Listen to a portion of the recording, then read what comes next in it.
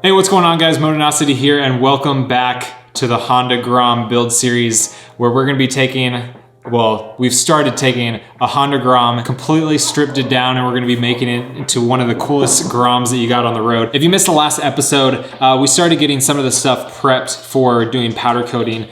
We removed the bushings on the swing arm. It was also the video where I moved here to this house where we're gonna be doing all of the builds. I've done a few things off camera before getting started. I took everything over to my powder coater of choice here in Austin, Texas, Enigma Coatings, and he did all the sandblasting on everything that we're gonna be showing you guys today. Normally he does everything for me, except in the last build series on the R3, I did the entire process myself. So if you wanna see that video, you can see it down in the description. But this year, he's gonna be doing it for me. But what he did let me do was he did the sandblasting on everything, and then I took all the stuff back. I'm gonna be doing the taping of all the stuff that we're gonna make sure that we don't have powder coat on, and then I'll be taking it back to him, and then we're gonna get it coated. You guys are gonna be able to see that, and then we're gonna be showing you guys all of the stuff in their new color. Here is the frame, completely blasted, and then we've got a bunch of the parts that you guys saw in the last episode. We showed you the full parts haul of a lot of the stuff that's gonna be going on the bike. We still got more coming. So of course, in the last episode, I promised you that we would be having my partner in crime for all of the other episodes in the series. He's here today, Mr. Fry Riding. I got a seat for him here. I thought that he would catch the cue and come over and sit in the chair as I was talking, but he didn't. He's just standing behind me. You have to have the clapping and the cheering in the background. Everyone clapping. Yay! Yay! And then that's the time I go. Okay, so let's see.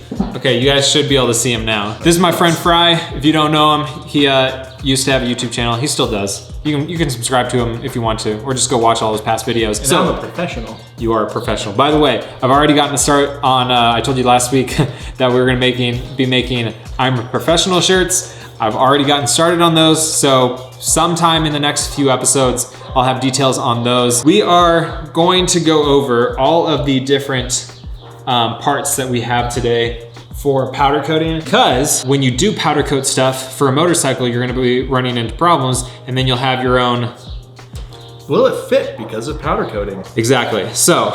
Also known as the CRF build series. So our initial plan was to tape off a lot of stuff on here. For example, this is the stretch kit from the Ruck Shop. This goes into the swing arm. So this goes in here, and there's not much tolerance.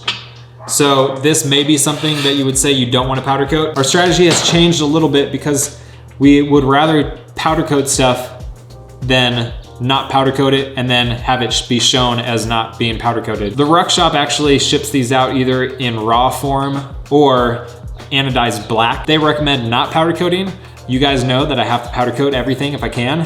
So we're gonna be powder coating anyways, and we're just gonna be going back and grinding anything that we need to later on. Here is, like I said, the frame extension, and it's got a couple of chain adjuster pieces. These fit into these slots right here, and this is how you adjust your chain. These fit into here again. Will it fit because we didn't powder coat it? Yeah, there we go. So this is something that we are going to tape off. So we'll tape off the inside of this so that we don't get any powder coats, because when you put on powder coat, it adds a little bit of thickness, and then you're gonna be dealing with tightness or parts not fitting where there's very low tolerances. The chain tensioners on the stock GROM so trash. These are the stock ones, and these are also the same kind of ones that are on the R3. They're awful. Those are the extensions. You can also get these pieces right here that are for covering up the little holes on the swing arm. And there's not much of a tolerance, but this would be so easy to grind down if we need to. Here is the lowering link. We're also gonna be doing coating all the ends of the bolts as well. The other reason that we decided not to tape off areas that we initially were going to tape off, it's easy enough to just screw through some powder coat. However, we are gonna be coating plugging the inside of these right here, which are the mounts for the clip-ons. You would have thought that this would be a really tight tolerance, but there's actually some space here. So I'm probably just gonna tape the top of these, and then plug the inside of these so that the bars can still fit through just fine. Sometimes it improves the tolerance. So when you have it sandblasted, you add roughness to it. So it's better to, in a lot of these cases, just coat it and then sand it down, because then you're gonna be having a smooth surface again. It feels like 400 grit sandpaper. As always, every threaded hole will be plugged with these little rubber plugs. This is the tape that he uses. It feels like packing tape, but it's really thick. I think that's it. I think for the most part, we just have threaded holes, and then everything else, we're just going to go ahead and Full send. coat.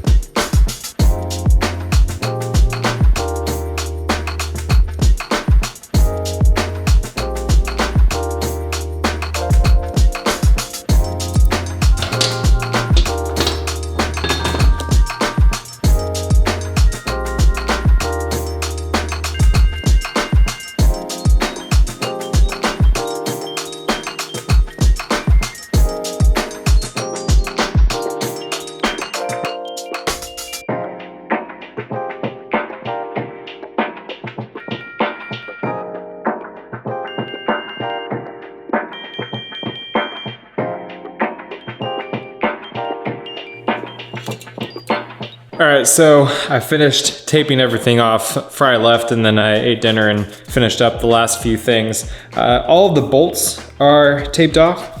So here are all of those. We just got the center ones. Chris over at Enigma said to leave just a little bit, let me focus there, leave a little bit of the thread, or just go just below the head if there's no thread there. He just said it'll be a lot cleaner of a cut when you take off the tape. I did the interior of the swing arm extension right here. I also did the interior of the clip-on mounts, and then the tops of where those mount up. By the way, if you want to check out Enigma Coatings, I'll link their website down below. Let him know I sent you. You can follow him on Instagram. He always posts the stuff that he's working on. So I'm gonna drop these off in the morning, and we'll get these coated.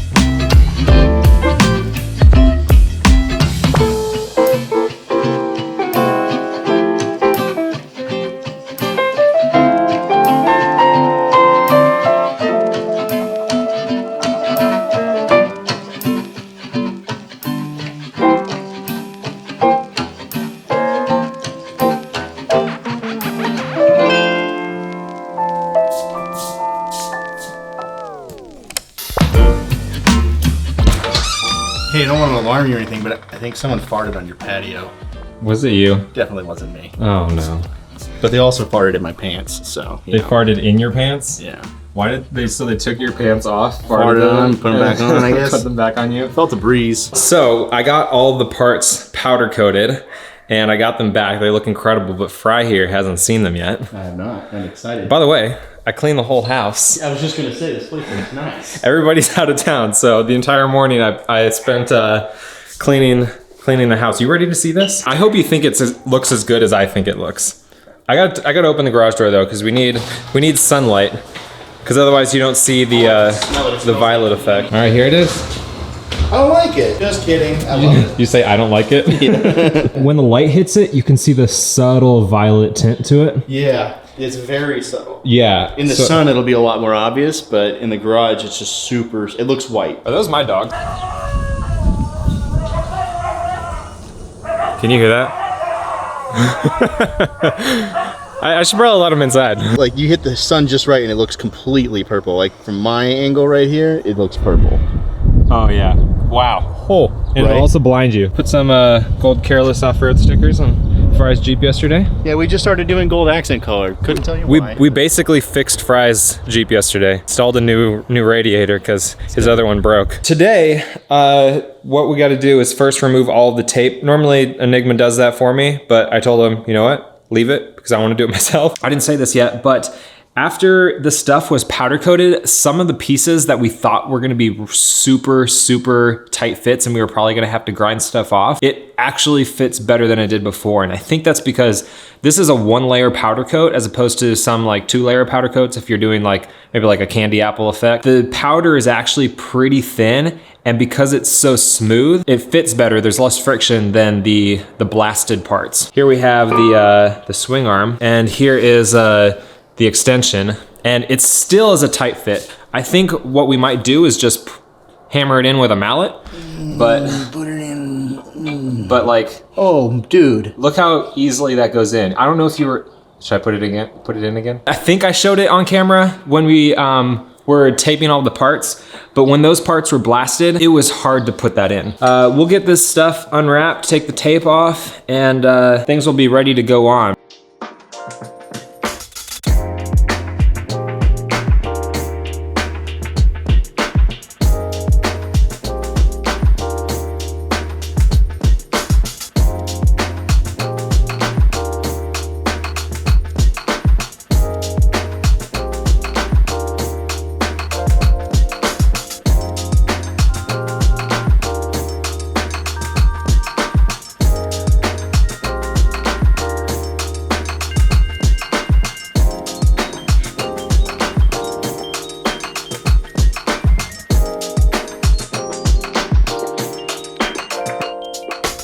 All right, so we got all the tape done, got everything laid out and organized for the thumbnail.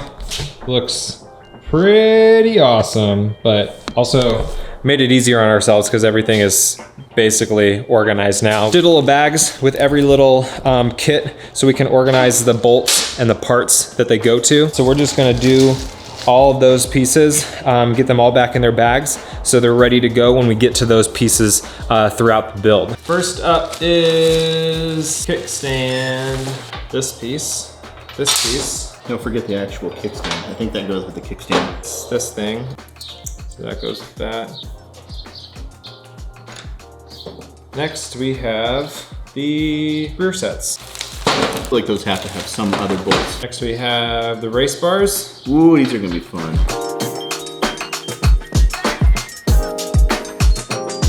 So the Ruck Shop sells the risers in 2 different heights. These are the lower ones because I wanted a little bit more of an aggressive stance for the clip-ons. You gotta be leaning more forward for all that more speed you're getting. Look at that, that looks pretty nice. Installed professionally. Lowering links. Yeah, so the swing arm goes in here. Let's install it on that. Yeah.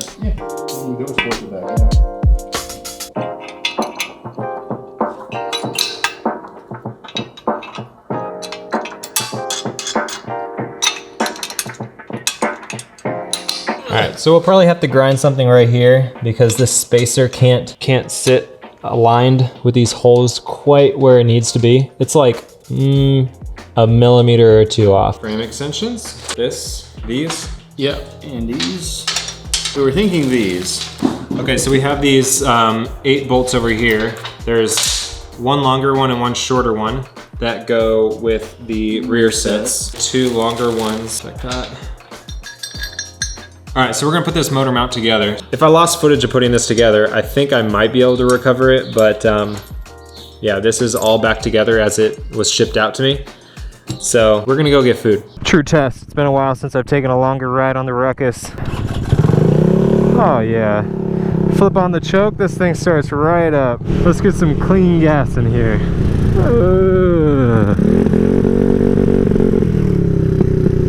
The most expensive gas station we can find, and it cost me $2.30 to put gas in here.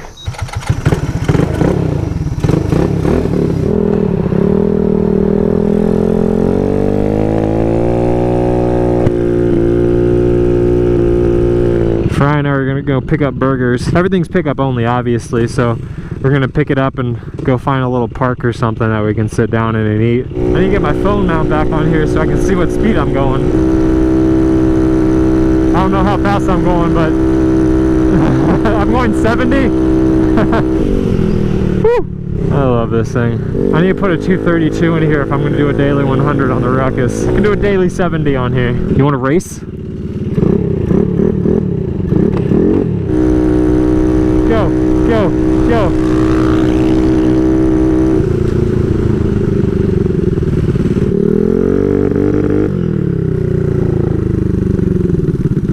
I need to work on my tan. Can't go in the shade. Got our food. Thank you, Hop Dotty, for the curbside pickup. We're gonna go sit under a spot that I like. Hopefully they allow us to sit there, but have a nice little date. You wanna go? He looked. Bye,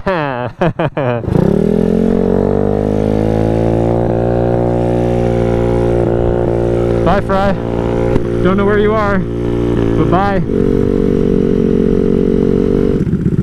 All right, let's go eat. All right, guys, that's it. I hope you guys enjoyed that little ride. Next week, hopefully I'll have the new bushings for the swing arm in so that we can get that hooked up to the frame, and then probably move on to the frame extension and then temporarily mounting up the rear wheel. I'd like to get kind of like just a rolling chassis, and that way we can more easily do the rest of the mods on the bike. So cross your fingers that those bushings come in. I hope you guys enjoyed the video. Remember, we are giving away this bike at the end of the series. So if you want to get entered in a chance to win the bike, make sure you head over to the Patreon page. Link is down in the description. So let me know down in the comments what you guys think of the powder coat. Huge thanks to Enigma Coatings. They do all the powder coating on every single one of my bikes, and they do an awesome job. I'll put their info down in the description. And if you're wondering, this is a prismatic powders color, and it's called Pearlized Violet. That's it. Make sure you guys hit the like button, subscribe, and turn on post notifications so you guys get notified of all the build episodes that go live, along with all the other videos on the channel. If you want to see the other episodes, that playlist link will be down in the description. You guys have been awesome. I've been Motonosity. Remember, life spread with horsepower. Keep life lived, and I'll see you guys in the next one.